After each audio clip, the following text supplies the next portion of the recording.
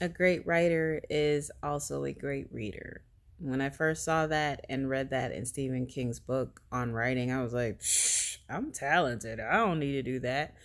But after careful evaluation and thinking back to my rejection letter, as well as going through my first draft, I recognized that, yeah, I do, in fact, need some improvement.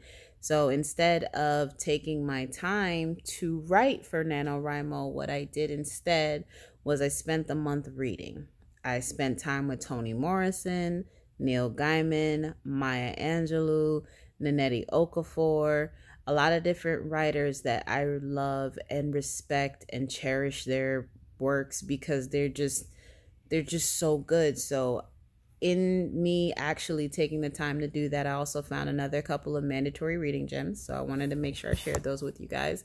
First one is going to be How to Write a Sentence by Stanley Fish. This may seem like a book that's like, really, I know how to write a sentence, but if you take the time to actually read it, it actually goes over the structure of sentence. It's a little bit better than E.B. White's style guide because it's not so much focused on the how and the mechanics of what makes a good sentence, and more so it's focused on the hows and whys of what makes a sentence considered to be good. This is very, very, very important reading. You can finish it pretty quickly. It's a very quick read too.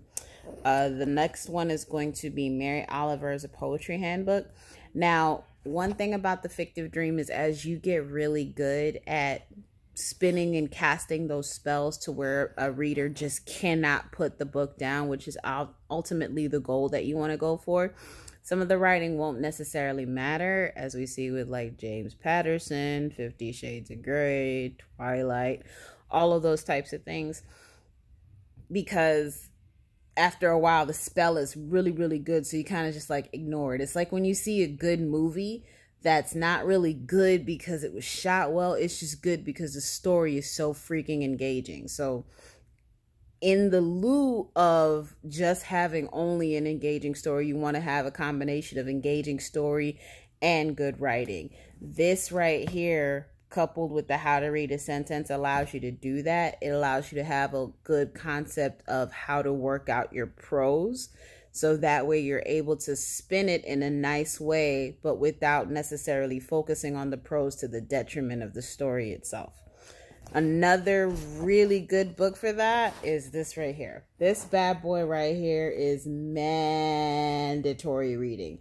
This is right up there with Save the Cat Writes a Novel, to be 100% honest with you. It goes over everything from voice to proportions of writing, point of view, narrative distance. It does all of those things so that way once you've written your first draft, you have a really solid checklist that you can use to go over it and see how you can improve your novel to make it a whole lot better. So this was actually a very productive hiatus off of social media that I took. I'm probably going to take another one so that I can go ahead and finish the second draft and go ahead and just push it out once more again.